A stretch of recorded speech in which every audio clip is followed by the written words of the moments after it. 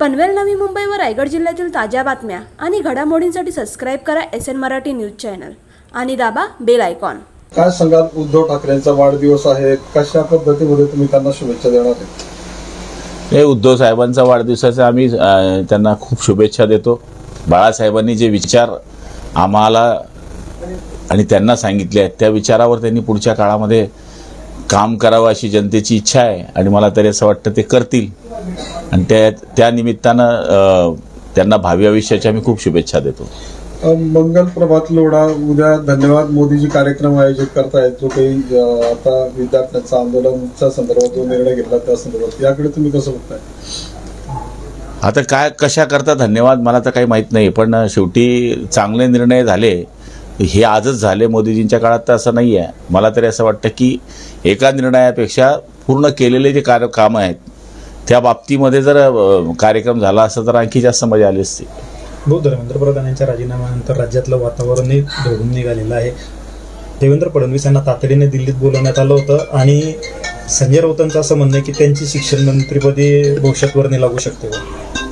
ते त्यांना माहीत असेल, कारण की संजय राऊत म्हणजे हे गुप्त वार्ता हेरचे अधिकारी आहे, तर त्यामुळे त्यांना बाकी गोष्टी कळत असतात।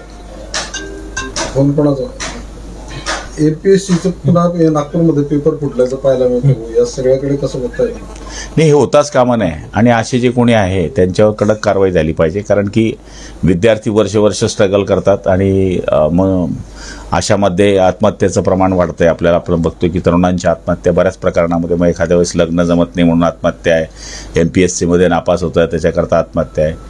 त्यामुळे मला तरी असं वाटतं की याच्यावर सरकारने आमच्या सकट बारकाईने लक्ष दिलं पाहिजे।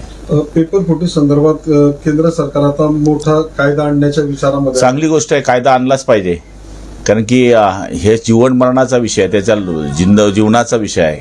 तो एवढं त्याचे आई वडील त्याला लहानचं मोठं करतात, पोटाचा चिमटा घेऊन शिकवतात, ज्यावेळेस त्याला काही होण्याची वेळ येते त्यावेळेस अशा घटना घडतात, त्या घडता कामा नये।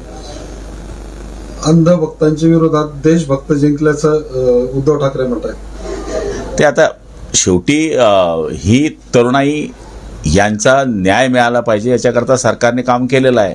याच्यामध्ये देशभक्त जिंकला आणि देशभक्त हारला हे म्हणण्यात काही अर्थ नाही आहे।